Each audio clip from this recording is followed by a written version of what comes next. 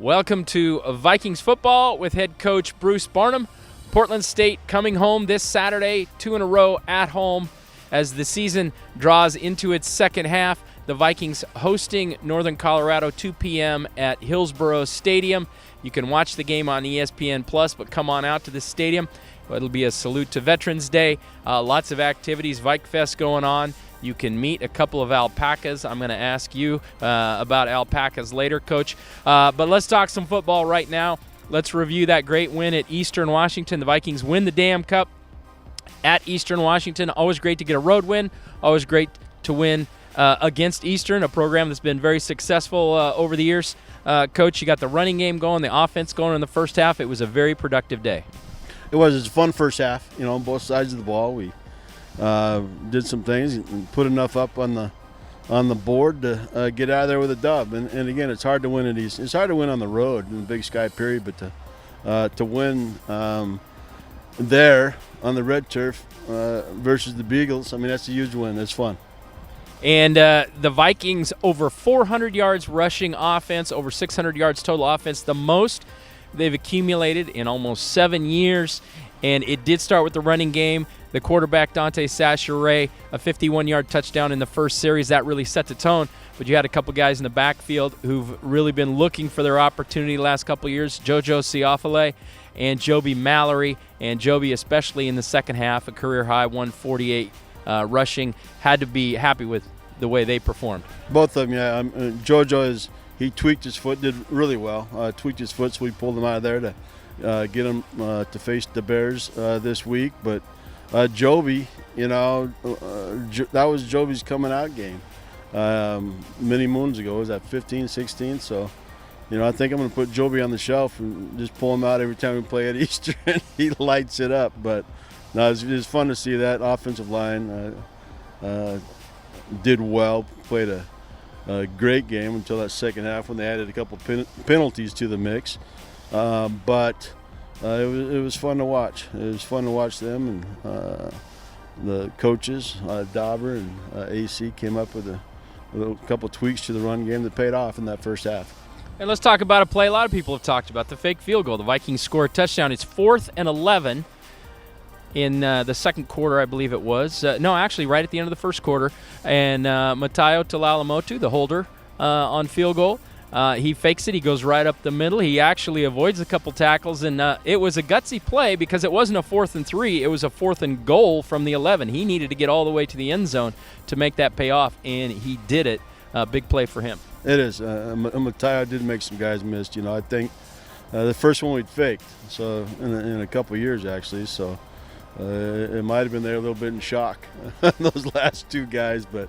No, we're at Eastern, we want to win that football game. We want to win them all, but doing that there, it was long, but it paid off, so everybody's, and it helped at the end, getting that instead of the tray ball, getting 7 paid off in that fourth quarter. And, of course, Eastern Washington did make a rally, scored 21 points in the fourth quarter, got some great play from the quarterback, Gunnar Talkington, to get them back into the game. They didn't get it within a score until the closing minutes, but, people always ask about, that comeback. Well, the Vikings played great. People tend to forget the guys on the other side are trying to win the game too, and they made a great push, but you held them off. We did. They're a good football team, Mike. The first time we beat them in 7 years. So I'll answer all those questions. Winning is fun, and I take that. I take that second half because we were doing well. It was the penalties that set us back and put us behind the chain. So that's Barnum's discipline.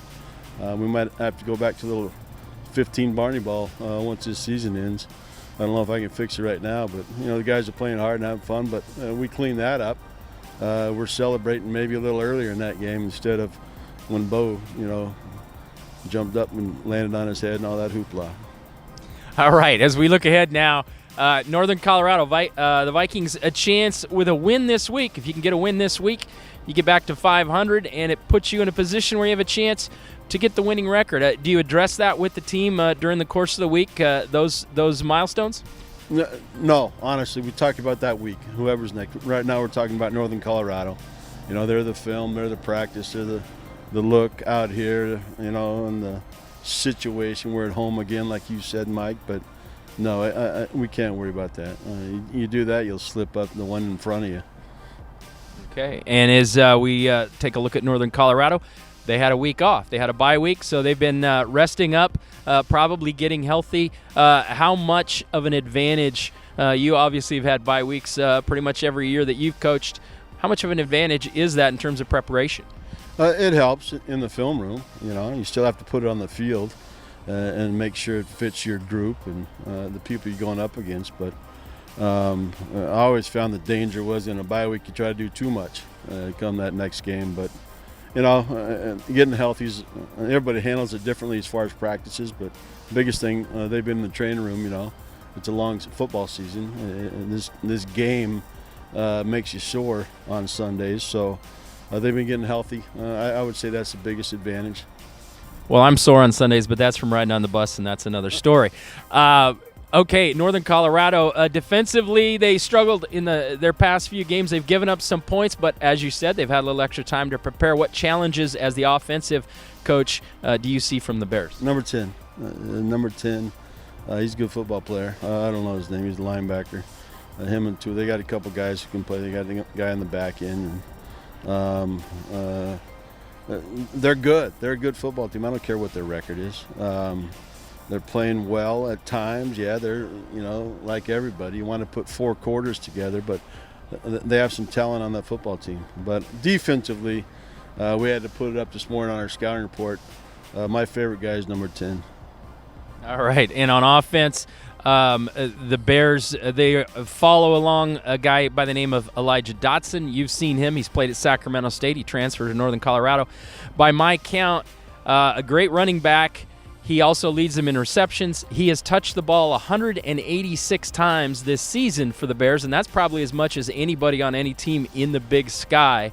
So the Vikings have to look out for him. Talk a little bit about him because you've seen him a few times over the years. We have, and you asked about bye week. That's probably what they're doing is, putting Elijah on ice, get him ready. But, yeah, I wish you would have called me when he left Sac. I missed that phone call. Elijah, if you want my cell number, but it's too late now. He's a talented football player. Yeah, we've seen him run. We've seen how he plays. He's hurt us in the past, and we've got to make sure we know where he's at and what they're trying to do with him. And a talented football player. A lot of respect for that kid. All right, as we look at the game this Saturday at Hillsboro Stadium, as I said, a salute to veterans. We're going to have some alpacas out there, Coach. I am so excited. I don't know if you've seen the photo. It's out there on social media. I'm going to ask you a question now. What's the difference between an alpaca and a llama? They both spit. My uncle, Uncle Toby had these animals, and I remember walking up as a little guy. I was little at one point in my juncture, and they spit on me. That's all I know about alpacas. What did you do to them? Nothing. I ran. I was scared. All right. These alpacas are very well behaved. Bring your kids. The difference, I actually don't really know a difference other than llamas are big and alpacas are small, and they're going to be out there, and you'll get to meet them, and you can take part in Vike Fest, a number of other things. Coach, 2 more games at home. Northern Colorado this week. That's the focus. What's going to be the key to victory for you? Taking care of the football, Mike. I say that every week, but we have to take care of the football just for possessions, field position, and you know me. I like to run the football. We had a little bit of that last week. I'd like to be able to run the football this week. We're making sure we got guys back in the backfield, and it's nice having everybody back up front.